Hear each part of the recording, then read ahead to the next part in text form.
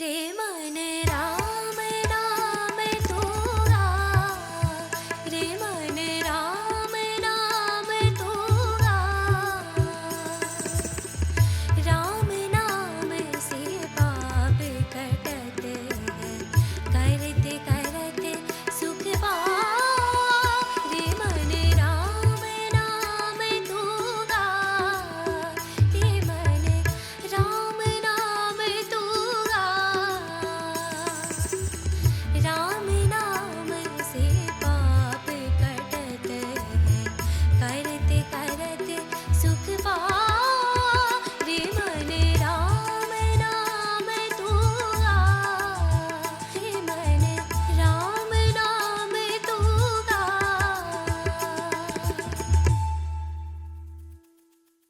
माँ भारती का हिसाली वाली मैया का मैं चरण वंदन करती हूँ।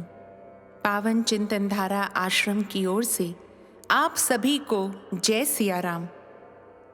दुख में भी कैसे हंसते हुए हमारे प्रभु ने जीवन की सारी चुनौतियों का सामना किया, इसका प्रत्यक्ष प्रमाण है ऋषि वाल्मीकि कृत रामायण का अरण्य कांड। मैं आपको यही अरण्य कांड यथा रूप सुनाती हूँ, आप बस मन लगाकर सुनते जाइए। ओम श्री गणेशाय नमः। ओम श्री सरस्वते नमः। ओम श्री हनुमते नमः।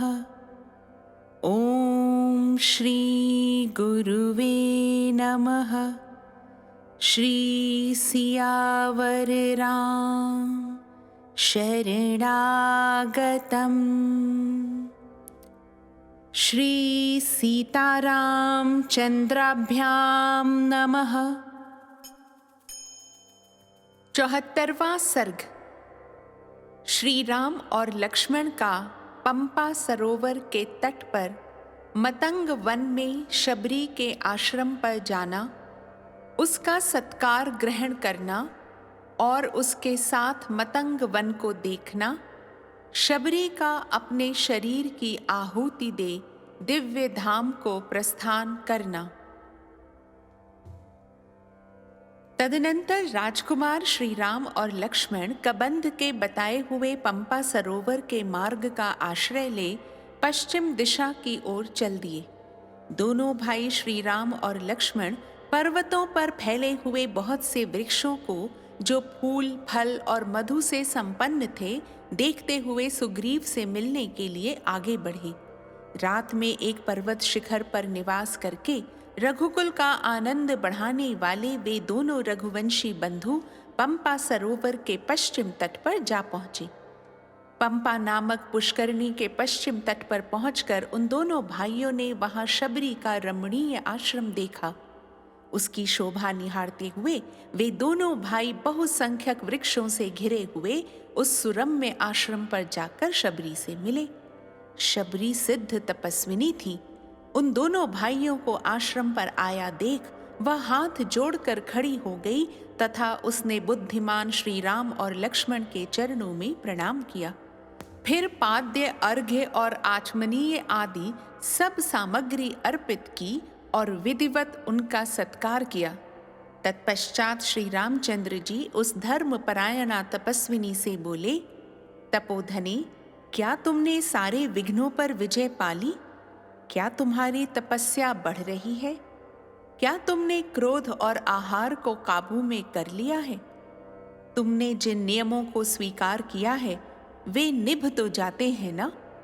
तुम्हारे मन में सुख और शांति है ना? चारुभाषिणी, तुमने जो गुरुजनों की सेवा की है वह पूर्ण रूप से सफल हो गई है ना? श्री रामचंद्र जी के इस प्रकार पूछने पर वह सिद्ध तपस्विनी बूढ़ी शबरी, जो सिद्धों के द्वारा सम्मानित थी, उनके सामने खड़ी होकर बोली, रघुनंदन, आज आपका दर्शन मिलने से ही मुझे अपनी तपस्या में सिद्धि प्राप्त हुई है। आज मेरा जन्म सफल हुआ और गुरुजनों की उत्तम पूजा भी सार्थक हो गई। पुरुष प्रवर श्री राम, आप देवेश्वर का यहाँ सत्कार हुआ। इससे मेरी तपस्या सफल हो गई और अब मुझे आपके दिव्य धाम की प्राप्ति भी होगी ही। सौम्य मानद, आपकी सौम्य दृष्टि पड़ने से मैं परम पवित्र हो गई। शत्रु दमन, आपके प्रसाद से ही अब मैं अक्षय लोकों में जाऊंगी। जब आप चित्रकूट पर्वत पर पधारे थे, उसी समय मेरे गुरुजन, जिनकी मैं सदा सेवा किया करती थी, अतुल कांतिमान विमान पर बैठकर यहाँ से दिव्य लोक को चले गए। उन धर्मज्ञ महाभाग महर्षियों ने जाते समय मुझसे कहा था कि तेरे इस परम पवित्र आश्रम पर श्री रामचंद्र जी पधारेंगे और लक्ष्मण के साथ तेरे अतिथि होंगे। तुम उनका यथावत सत्कार करना। उनका दर्शन करके तू श्रेष्ठ एवं अक्षय लोकों में जाएगी। पुरुष प्रवर, उन महाभाग महात्माओं ने मुझसे उस समय ऐसी बात कही थी। अतः पुरुष सिंह, मैंने आपके लिए पंपा तट पर उत्पन्न होने वाले नाना प्रकार के जंगली फल मूलों का संचय किया है। शबरी जाति से वर्ण बाह्य होने पर भी विज्ञान में बहिष्कृत नहीं थी।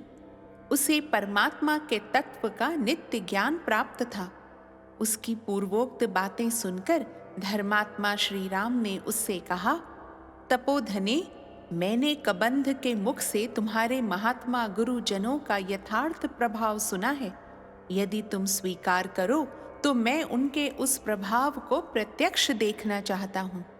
श्री राम के मुख से निकले हुए इस वचन को सुनकर शबरी ने उन दोनों भाइयों को उस महान वन का दर्शन कराते हुए कहा, रघुनंदन, मेघों की घटा के समान श्याम और नाना प्रकार के पशु पक्षियों से भरे हुए इस वन की ओर दृष्टिपात कीजिए।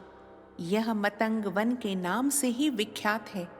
महातेजस्वी श्री राम, यही वे मेरे भावितात्मा, शुद्ध अंतःकरण वाले एवं परमात्म चिंतन परायण गुरुजन निवास करते थे। इसी स्थान पर उन्होंने गायत्री मंत्र के जप से विशुद्ध हुए अपने देह रूपी पंजर को मंत्रोच्चारण पूर्वक अग्नि में होम किया था। यह प्रत्यकस्थली नाम वाली वेदी है, जहाँ मेरे द्वारा भली भांति पूजित हुए वे महर्षि वृद्धावस्था के कारण श्रम से कांपते हुए हाथों द्वारा देवताओं को फूलों की बलि चढ़ाया करते थे।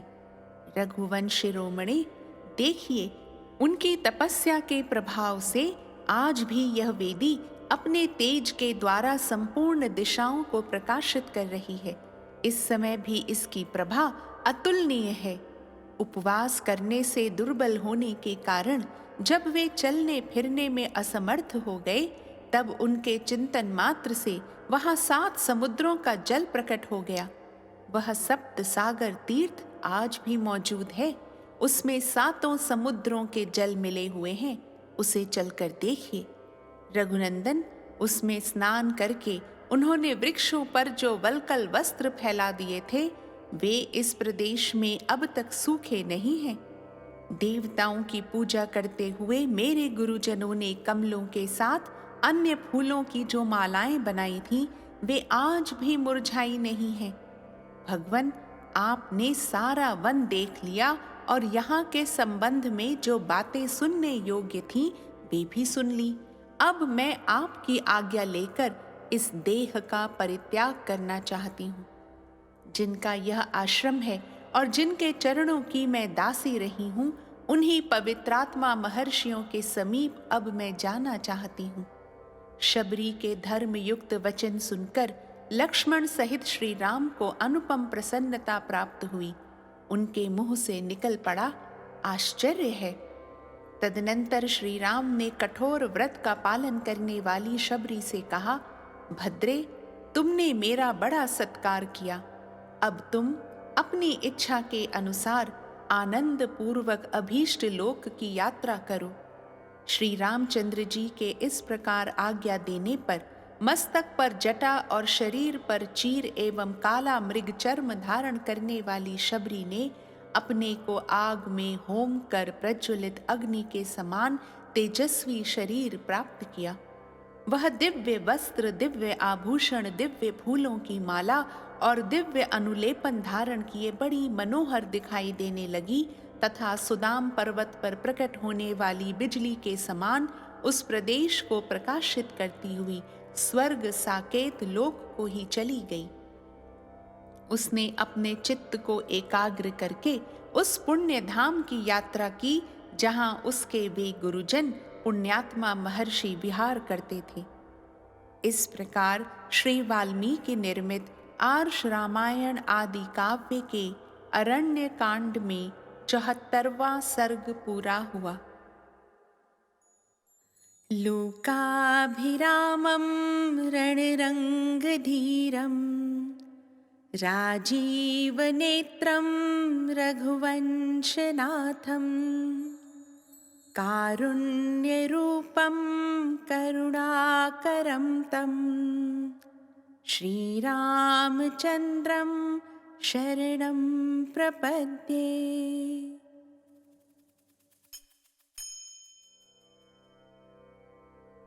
75वां सर्ग श्री राम और लक्ष्मण की बातचीत तथा उन दोनों भाइयों का पंपा सरोवर के तट पर जाना। अपने तेज से प्रकाशित होने वाली शबरी के दिव्य लोक में चले जाने पर भाई लक्ष्मण सहित धर्मात्मा श्री रघुनाथ जी ने उन महात्मा महर्षियों के प्रभाव का चिंतन किया।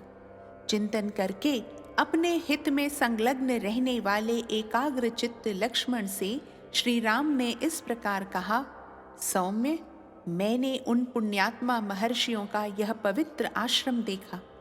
यहाँ बहुत सी आश्चर्यजनक बातें हैं। हरिण और बाघ एक दूसरे पर विश्वास करते हैं। नाना प्रकार के पक्षी इस आश्रम का सेवन करते हैं। लक्ष्मण, यहाँ जो 7 समुद्रों के जल से भरे हुए तीर्थ हैं, उनमें हमने विधि पूर्वक स्नान तथा पितरों का तर्पण किए हैं। इससे हमारा सारा अशुभ नष्ट हो गया और अब हमारे कल्याण का समय उपस्थित हुआ है। सुमित्रा कुमार, इससे इस समय मेरे मन में अधिक प्रसन्नता हो रही है। नरश्रेष्ठ, अब मेरे हृदय में कोई शुभ संकल्प उठने वाला है। इसलिए आओ, अब हम दोनों परम सुंदर पंपा सरोवर के तट पर चलें।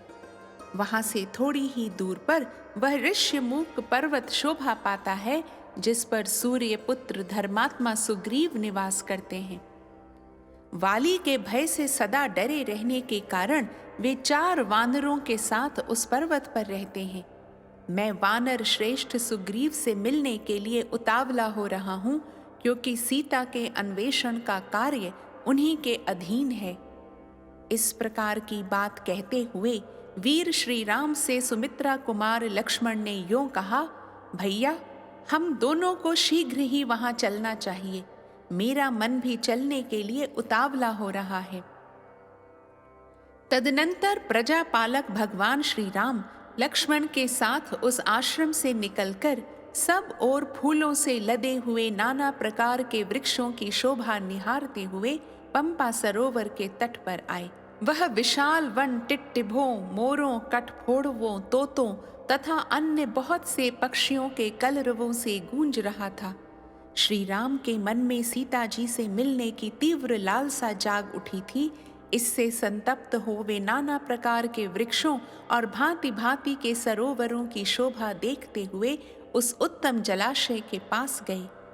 पंपा नाम से प्रसिद्ध वह सरोवर पीने योग्य स्वच्छ जल बहाने वाला था।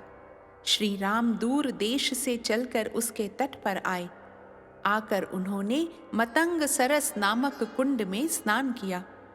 वे दोनों रघुवंशी वीर वहां शांत और एकाग्र चित्त होकर पहुंचे थे।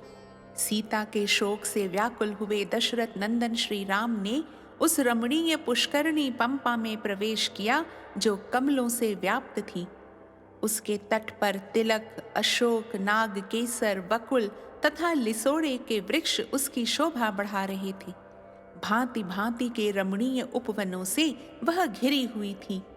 उसका जल कमल पुष्पों से आच्छादित था और स्फटिक मणि के समान स्वच्छ दिखाई देता था। जल के नीचे स्वच्छ वालुका फैली हुई थी। मत्स्य और कच्छप उसमें भरे हुए थे। तटवर्ती वृक्ष उसकी शोभा बढ़ाते थे। सब और लताओं द्वारा आवेष्टित होने के कारण वह सखियों से संयुक्त सी प्रतीत होती थी।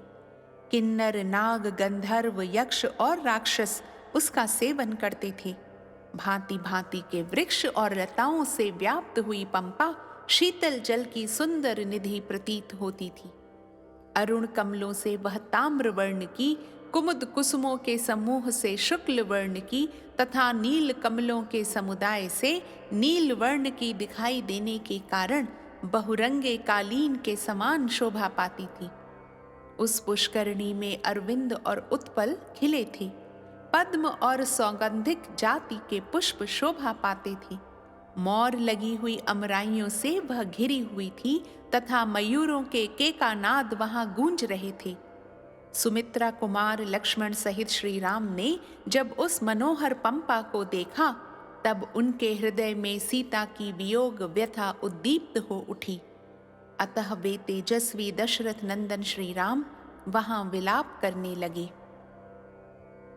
तिलक, बिजौरा, वट, लोध, खिले हुए करवीर, पुष्पित नाग केसर, मालती, कुंद, झाड़ी, भंडीर, बरगद, वंजुल, अशोक, छितवन, कतक, माधवी लता तथा अन्य नाना प्रकार के वृक्षों से सुशोभित हुई पंपा भांति भांति की वस्त्र भूषाओं से सजी हुई युवती के समान जान पड़ती थी।